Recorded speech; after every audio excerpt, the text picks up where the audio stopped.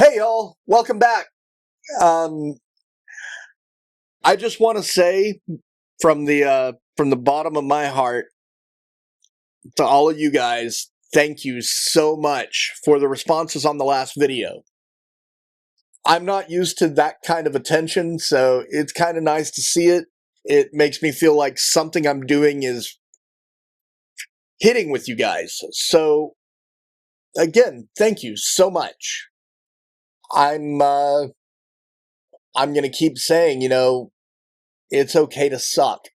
And I think we should all learn how to embrace that suck. But anyways, with all of that out of the way, I want to kind of get into the next video. First off, hi, my name's Matt. I'm a tattoo artist. I've been a tattoo artist for 25 years.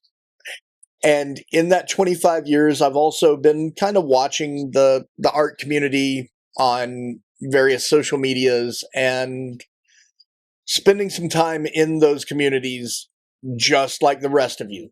Um, I decided about a month, 2 months ago to go ahead and start making YouTube videos because, well, why not? It seemed like it would be kind of fun. It'll be a little bit of a hobby, right? But I keep encountering things that I see, especially on social media, on Instagram, TikTok, all of that stuff that I feel like, kind of stuck in my craw a little bit, and I want to address a few of those, and a lot of these are kind of myths. Actually, I'd say the majority of this stuff is going to be myths that, you know, are for artists. These are art myths. Let's call them that. Why not? But I've got about 6 of them that I want to talk about, and honestly, there's some of the dumbest pieces of advice that I feel like get passed around a lot. And I've seen these pretty much my whole time online. Either, you know, on, like I said, on various social media. And let's be honest, they're bullshit. They really are. They hold a lot more people back than, bad art supplies or any of that stuff. So let's go ahead and talk about these today. Call this a crash course in things not to believe. And let's go ahead and get started with number 1. And that number 1 is probably one of the biggest ones I've seen, mainly from non-artists to artists. But I feel like this needs to go in there too. And that one is, you've got to have talent to be an artist. And I'm absolutely going to say, absolutely not. You don't need any kind of intuitive talent. Art isn't intuitive. Nobody is born coming out of the womb with a sketchbook, paper, and an advanced art degree. I'm sorry. That's just not how it works. What you're seeing on that, though, that's mileage. That's time in. That's really what it comes down to. Time and effort. Patience. Patience is actually the biggest one. Because patience, to say, I'm going to keep going. Persistence. Those are the things. Talent's honestly just saying, I didn't quit when it sucked. I didn't quit when I sucked. And believe me, we've all sucked at one point in time or another. And you need to kind of tell people, hey, you don't want to see my old stuff. Believe me, y'all don't want to see mine. I've got some doozies back when I was a young artist. We all do. And let's just sum it up. Talent's just saying, I suck and I don't care. I'm going to keep going because I can get better. Let's go to myth number 2. Yeah, we're going to keep this real short and sweet. Okay, not that short. Hopefully sweet. I'm going to try to be sweet, guys. But myth number 2, and I love this one. Real artists don't use reference. Oh, The proclamation I've seen all over the internet.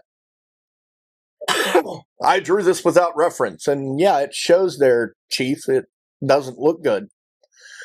You need the reference. Reference is a tool. Keep that tool in your toolbox because you're going to want it. Do you think you can draw a cat strictly from memory? I know I can't. And I draw a lot of cats. Every artist that's worth their salt uses reference. Frank Frazetta used live drawings. Boris Vallejo had bodybuilder friends.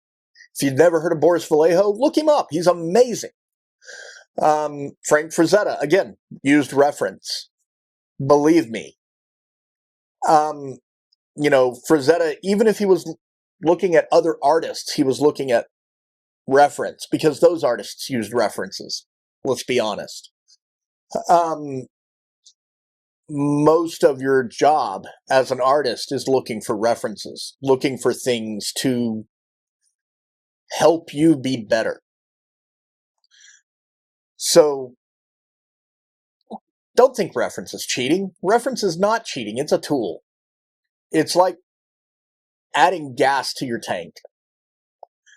It's always going to be better. You can't make it from LA to San Francisco without gas. You can't go anywhere without fuel. Reference is fuel. Reference is a tool. Let's just keep that in your head. Reference is a tool. That's it. And anybody that tells you different, flip them the bird. Tell them you don't need that stuff in your life. Kind of like myth 3. These kind of group together really well. So I'm going to go into that now. Yeah, I have my myths down below me. I write a little bit. But myth number 3. Tracing is cheating. Who told you that crap? Seriously, tracing is cheating? Now, I want to kind of preface this. Tracing and claiming that work as your own, yeah, that's cheating. That's absolute cheating. I would be mad if somebody traced my work and claimed it as theirs. And I tattoo for a living. I'm a glorified tracer for my job. Most of the time I'm tracing my own artwork, but I'm still tracing. But tracing is not cheating, boys and girls. It can't be. It's a tool. It's a learning tool. Tracing helps you study proportions. It helps you study how things are put together. I might be making a video here soon on how to use tracing to help you. Because I hate that myth. And I do want to preface this by saying tracing shouldn't lead to more tracing. Tracing should lead to not tracing in the future. It's your training wheels. It's your training wheels as an artist. You should be able to not trace, just like you should be able to ride a bike without training wheels. Otherwise, you're just going to look dumb, right? Right. Okay, now let's get to the next one. And I like this one too. I kind of agree, disagree. It's kind of a wobbly foundation, but you should draw every day. Yes and no. Please draw every day if you can. By all means, if you feel the urge, and you feel that urge every day to draw. I fall into this one a lot. But drawing every day when it's not productive is like, well, hopping in your car and driving around the block every day. Yeah, you're driving every day, but are you getting anywhere? You need to be able to draw productively. So if you're not drawing productively, if you're not seeking a solution to a problem, why are you doing it? Otherwise, you're going to sit there scratching around on paper, feeling like you have to do that, and you're going to feel horrible about yourself, and you're going to burn yourself out. So don't draw every day unless you just really want to. Because to be honest, consistency is going to trump guilt trips. And that's really what I look at. You know, be consistent. If you draw every day and you're consistent, do it. If you're not, don't. Draw when you have to. Draw when you can. Draw when you need to. If you're not making money at it, draw when you want to. Shit, we don't care. Just draw. Just create. Just learn from what you're doing. That's what it comes down to. Stay consistent. And part of that leads into this, and that's the good art looks effortless. And yes and no. Art can be effortless. And that's great. But you're not seeing the art as effortless because, or you see the art as effortless, especially somebody who doesn't draw, who doesn't create. And we all fall into the trap because we'll watch, you know, someone like Kim Jong-gi, R.I.P., draw something and it looks so effortless.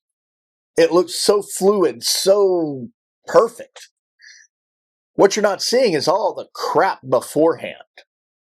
All of the struggle, all of the work that goes into making something look effortless. It's the old analogy, you know, I've drawn 20 years so I can draw this in 5 minutes. You don't see all of it's like an iceberg. You only see that top little bit. You don't see those years of practice and work underneath it. So what I'm getting at is, if your art looks like you're having a hard time through it, guess what? That's fine. That's absolutely fine. It means you're in the middle of everything. All of this comes later, the effortlessness of it all. Wow, I am having a hard time articulating. So guess what? We're embracing the suck and pushing through this, right? So that leads to number 6. And this is another one I've harped about over the past couple of videos. And that's, you need expensive tools. And I still don't get this. I've seen artists using shit you can buy at Walmart. I've seen artists buy the cheap stuff off of Amazon and still put out amazing work. But you still hear this. The whole, you know, if I had Copics, I'd be as good as you. Not really. The Copics don't make the art. The hand. This thing. Yeah, I'm left-handed. So this thing makes the art. My mentor back in the day when we were still, you know, in the day before the internet, my mentor told me once, if you want a pretty and nice, wonderful tool to do tattoos, tattoo your hand. Don't worry about the tool you're using, because your hand is the primary tool. Your hand makes the art, the machine doesn't. Your hand makes the art, the pen doesn't, the brush doesn't, the paint doesn't. None of that matters. What matters is making the art. Look at the guys in the Renaissance. They were using handmade tools, handmade brushes. They had to grind their own paints. They had to grind their own pigments to make paint. They were using, look into silver point. It's an amazing piece of artwork, but you're literally sharpening silver to draw on paper. Those guys didn't have top of the line graphite. They didn't have top of the line pencils. Hell, their charcoal was, you know, whatever you could get. Sorry, I had an itch on my leg. They got what they could use, and they used it. Art doesn't have to be expensive. You can make good art with one of those old yellow #2 pencils and a sheet of notebook paper. It's not the tools, it's the effort behind it. And I think that's really what it comes down to.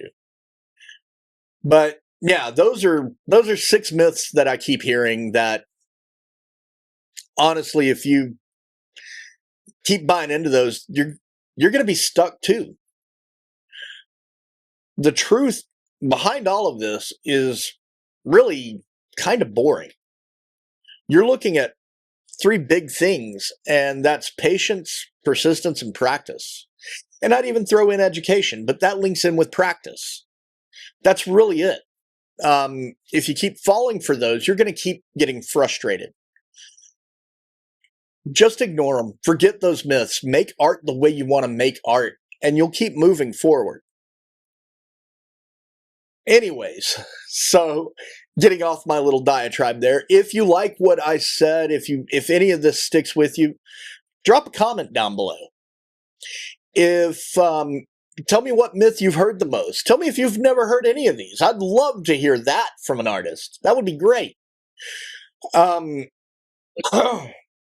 But if you have any more myths you want to talk about, let's talk about them. Shoot them in the comments. Let me know. But at the end of all of this, just keep moving forward. Keep making art. Keep making that bad art. Embrace that suck. And come back and we'll talk about it next week. Anyways, thank you again for watching, and thank you again for last week. That was so cool. Warmed the cockles of my heart. Anyways, I'll see y'all next week. One more time, embrace that suck. Like, subscribe, all of that stuff. I'll talk at you later. Bye.